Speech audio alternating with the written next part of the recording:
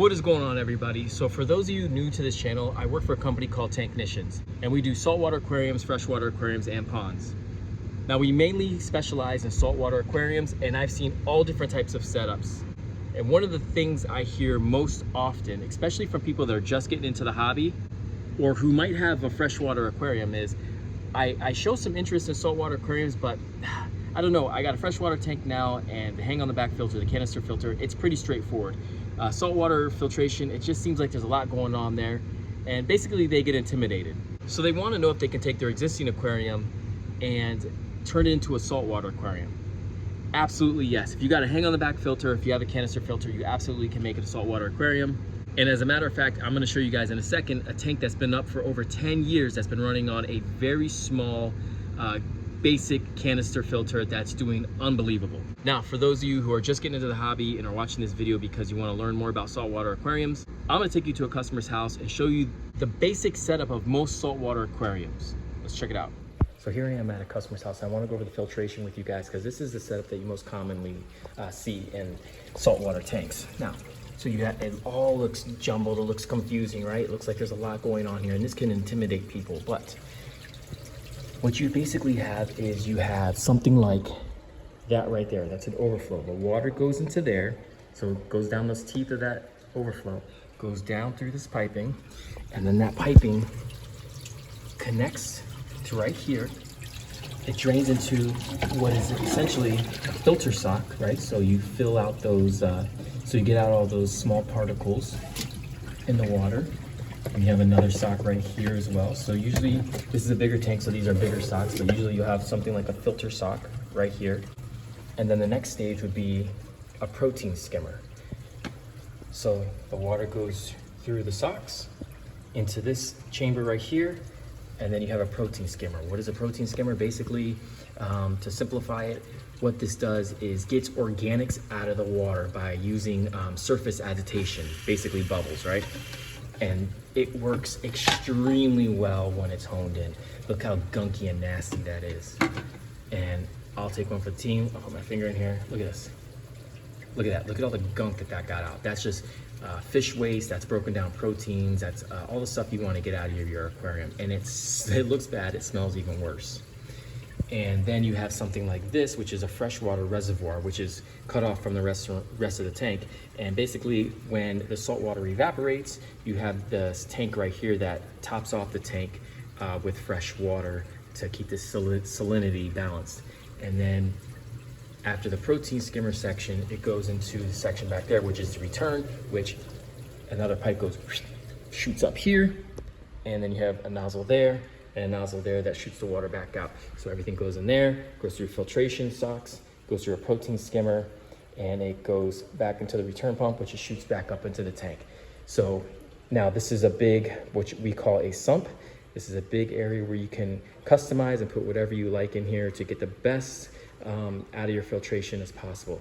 This big long thing here that he has added is a UV sterilizer. That's another option that he wanted to do. There's other things like refugiums and things like that. But basically, you just have a big tank right here where you can really load in to get the most effective filtration as you possibly need. This is the most common setup that you see in most people's reef tanks. All right, so there you have it, your basic filtration setup for your saltwater aquarium. Now, let's go ahead to the customer's house and check out their canister filter. Trust me, guys, you're going to want to see this tank. It's been up for a long time. Check it out. So here we are inside the customer's house, and this is their aquarium. Now, this aquarium has been up for a long time, and it's pretty mature. It's been doing well, so it just goes to show you that you can be successful with the canister filter. Not a problem. Old school tanks, got the brace still on it. What are you crying for? And so let's go ahead and see what we have in here. Now we have some pallies. We have a leather cabbage coral, so it's got some softies. Got a red anemone right here, which the clowns are being hosted by. Everybody loves to see that. We also have a big mushroom, so mostly softies dominated. Now they did recently just get this Favia right here, but it doesn't seem to be doing good. It seems to be kind of fading out. They got that from their local fish store right down the street. So we'll see what happens there. It might not be the tank, it might just be the coral, so we'll try something else in the future to see if LPS can do well in this tank because this hammer coral is doing very well. Although it does worry me that it's close to this anemone. This anemone decided to take a walk, and I don't know, they're very close to each other. So if that becomes a problem, I'll have to move that hammer. Then over here we have some more pallies, another anemone, and they seem to be cohabitating pretty well. I mean, he's touching the pallies and the pallies are dealing with it. So it seems like the anemone's deciding not to sting, or something's going on there. And then over here we have plenty of pulsing xenia, which is helping keeping the tank clean and keeping it established. And then recent additions are these flame scalps, which usually don't last long in people's tanks, but she has told me that these have been in there for a couple months now, so that's actually pretty cool. I love flame scalps. They're really, really badass. So there's 2 of those. You don't see those in people's tanks very often because they don't last. And then it's just a simple setup. You have some power heads over here, really old school power heads. These are, you know, nothing too crazy. Find these on Amazon, no problem. So power head on either side, decent flow.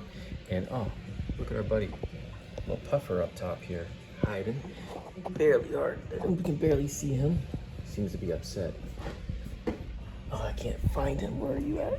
Yeah, if you look closely, there's a puffer right there, up in the corner. Green spotted puffer. There's a 6-line wrasse in here. Got a little blood shrimp in there. And there's a yellow tang in the back. 6-line wrasse, who's a bit of a bully. That 6-line wrasse is a bit of a bully. But anyways, what I'm gonna focus on today for the service is you can see the sand. Look how bad that is. So we're gonna go ahead and do a gravel vac today and get rid of some of that stuff that's built up. Now we're gonna do it in sections. I'm not gonna do the whole thing. Probably do the center section first because we don't wanna add too much bad stuff to the tank. Probably do about 10 gallons of a gravel vac. Get this tank up and you know, looking good. But you know, besides that, this tank, like I said, I mean, this is to be expected from a tank that's been up for a long time. But the rocks are clear. There's no algae on the rocks at all. No browns, no greens, no nothing. This tank is rocking and rolling, looking really good. I'm gonna do a water test right now to see where our level's at. But again, it's just run off of a canister filter. Just a, you know, simple canister filter. And it just goes to show you, I mean, you can be successful. This is a freshwater tank, and this is a freshwater tank setup, and it's, you know, converted to salt, and it's doing pretty good as long as you keep it simple with some soft corals and some anemones, and maybe even the hammer coral. Hammer corals should do pretty well too. As long as you're patient, stay on top of your tank husbandry, you should be good to go. As far as the lights go, we have 2 AI Prime lights on here, which seem to be doing a job. The spread's pretty good. It's lit up, this tank is lit up pretty good. So yeah, plenty of good light on here, plenty of spread. Corals seem to be happy. So I mean, there you have it. You don't need all the you know, the gadgets to be successful. This is a low maintenance tank. If you just want a saltwater tank with some basic corals, you know, this is a perfect example of how you can do it. Now real quick, let's just take a look at the canister filter and see just how nasty it got in the 2 weeks, or I think it's been a month since we've been here. Yeah, this sponge looks pretty gross, so we're gonna go ahead and clean that out pretty good. Yeah, it's definitely doing its job. And then we'll take out the rest of the media here.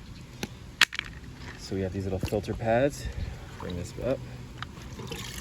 And that water is pretty gross, but not as bad as you would expect. But it is pretty nasty. So we'll go ahead and toss that.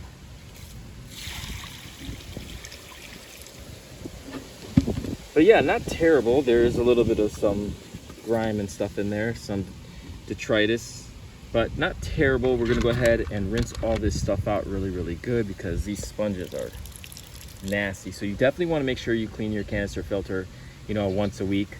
Do your water changes, keep up on your tank, you know, maintenance. And that's gonna help you, you know, be more successful when using a canister filter, especially a canister filter that's a bit undersized for your size aquarium. So I just wanted to show you what I just pulled out of that aquarium by doing the gravel vac. Check this out. Look at that. Look how dark that water is. Oh, like that is a lot of gunk that was in that sand. So this is why you do a gravel vac. Every so often you want to be able to get all that gunk out of the sand. Otherwise it'll just build up and cause you a real problem down the road. It smells so bad too, but I'm gonna take you guys inside and show you what the gravel looks like now that I did the gravel vac.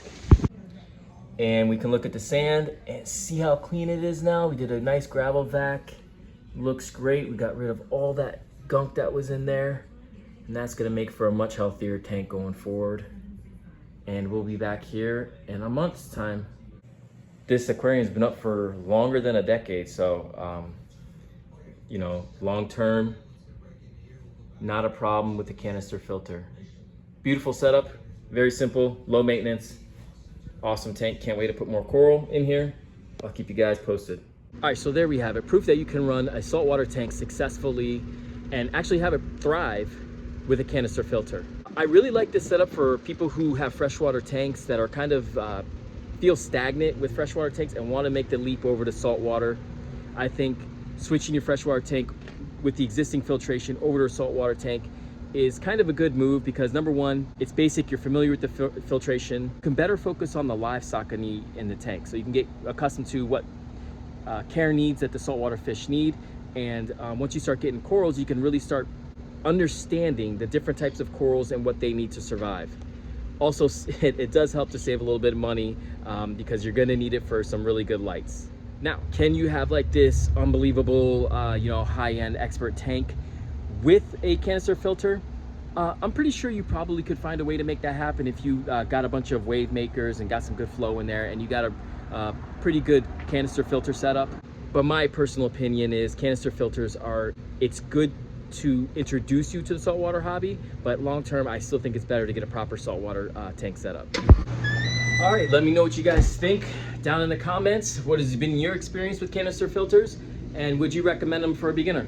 All right, thanks for watching. Have a good one.